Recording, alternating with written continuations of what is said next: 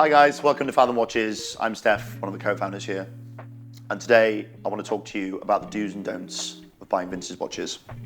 Whether you're a seasoned collector or relatively new to vintage watches, I want to help you make a more informed decision about how to purchase and try to avoid some of the more common pitfalls that we see when buying vintage. So let's get started.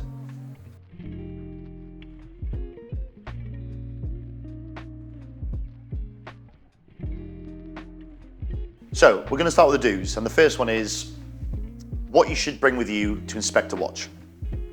The first one, a loupe, a high quality loupe, ideally, with various light settings.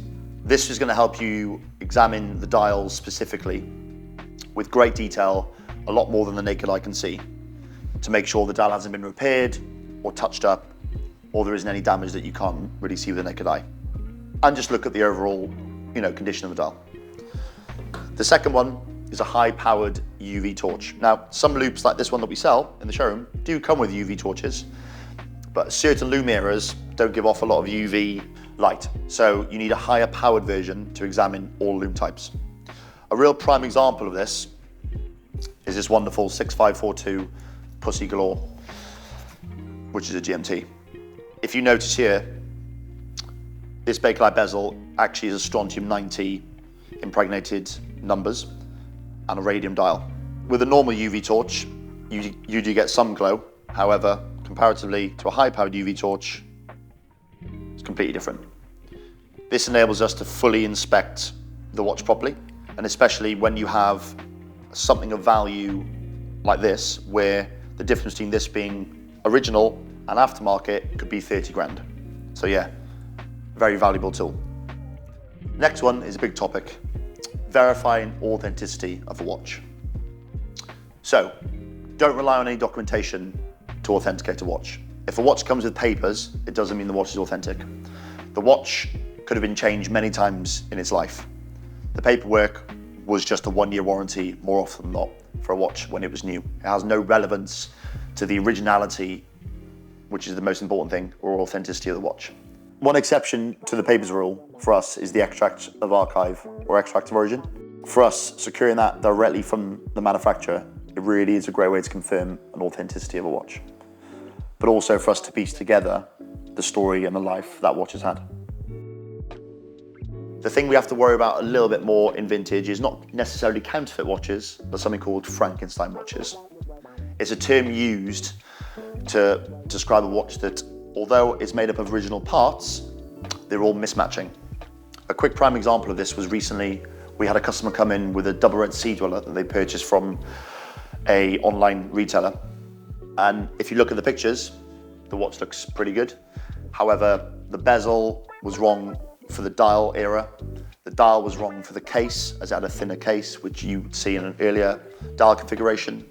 The case was perfectly polished, yet the case back was very scarred. On the inside, the movement had done a lot of work, so the whole thing didn't add up. So this is what we call a Frankenstein watch, where all the parts are original, but not as a combination. Number 3, research the watch you're interested in buying thoroughly. There are plenty of online forums that you can use to get some knowledge, articles on the watch, even books. They're a great resource of information. Suggest you do that before you look to buy a watch. Get a rough market value so you know that it's well within your budget. And secondly, approach dealers that have the experience in selling those types of watches. Not all vintage watch dealers will sell the same sorts of things. We all have our specialisms. So always go to a sort of business that you know that sold those types of watches before. They're going to be in a better position to help you. Also, sometimes a lot of the value in a watch comes from a story. You may get a watch that a standard one will be worth very little. One with provenance and a story can be worth a huge amount more. Prime example is this Rolex 6429 Blank Dial Commando. This was owned by a guy called Leo Mackenzie. He was a US naval officer, and he bought it in a postal exchange in Guam in 1972. This watch was only made for around a year before it was discontinued by Rolex due to its unpopularity, and the rest was sold to Abercrombie & Fitch, that later retailed it in their stores only as a Commando. This blank dial variant though, however, was only issued to postal exchanges and bought through the military. So it makes it a really, really rare watch. Without the provenance in the story, this watch could be worth 10 grand less. So yeah, sometimes the story alone can really add a lot of value to a watch. Number 4 is understanding the long-term costs of owning a vintage watch. Like any watch, it's going to require some care and attention over the course of time. Now with a brand new watch, a lot of these movements can last for 5 or 10 years without being touched. With a vintage watch, however, the earlier the watch is, the more you're going to have to look after the movement. So you need to factor in those costs over the coming years, depending on how long you plan to own the watch for. And also things like insurance. Most household policies will cover a watch on the insurance up to a value of 10k without any declaration. Above that value, you normally have to give some form of valuation and declare the watch details specifically. But bear that in mind. If you're buying a watch with a significant value, you might have to take out a separate policy, of which that is then going to cost more money. The last of the do's, and probably the most obvious, is buy off a reputable dealer. Now, if you're a really seasoned collector and you know what you're looking at, and you know what you're looking for, and you've got a private seller that has the watch, then you've mitigated your risk in the sense that you're knowledgeable about what you want to purchase, but ultimately, the safest way to purchase is through a reputable dealer. There's a few reasons why. Firstly, you have recourse. Whether you buy in the showroom or online, there is recourse to what you're buying. They have to make out and prove the watch is authentic. There is a warranty period usually, and the watch is normally in a very good mechanical order. When you buy off a private seller or an auction house, or some auction houses, you don't get any of those benefits. So yes, you do pay a small premium, but we think it's worth it. Now we're going to get onto the don'ts. So our first one is buying a watch without viewing it in person. Now, sometimes it's not going to be possible to view a watch in person.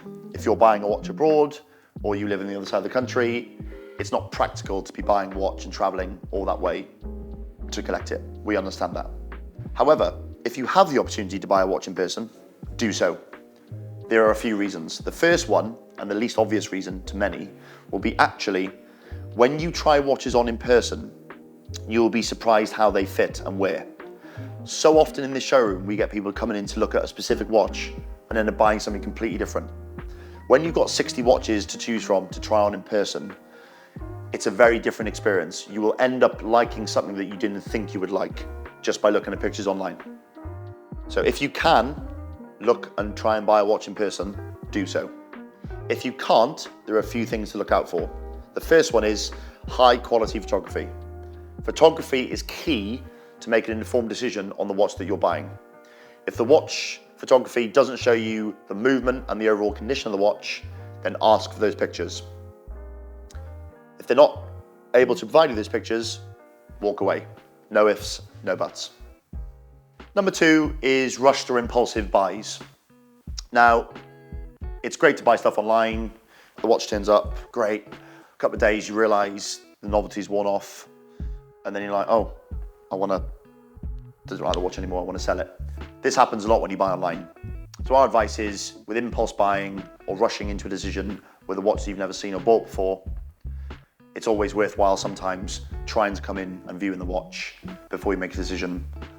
Ask some notable friends that may know more than you about vintage for their opinion on something that you're buying. But overall, a more informed, less rushed decision is a wiser one. Lastly, don't buy hype watches. Hype watches unfortunately have leaked into the vintage world over the recent years. We've seen it with Cartier, we're now seeing it with Piaget, for an example. Smaller AP versions of watches. They're all beautiful watches. We have nothing against them. It's just that when a watch suddenly goes from here to there in a very short space of time, it has to crash. It's just the way of the world. So when you're investing in hype watches, just remember you buy them because you like them, not because they're going to continue to go up and up and up in value and you're going to make loads of money. I hope these tips and tricks help you navigate the world of vintage watches a little bit easier from now on. And remember, buying vintage is about buying something that resonates with you and that will hopefully stand the test of time and give you enjoyment long term. That's the difference between buying a vintage watch to a modern watch. It has soul, it has character, and that's what we buy into. We buy into the uniqueness of that watch. So thank you for your time. Thanks for watching. And if you need any more advice, drop us a DM, drop us an inquiry on the site, or give us a call and come see us in our wonderful showroom in St. Paul's. Have a good day.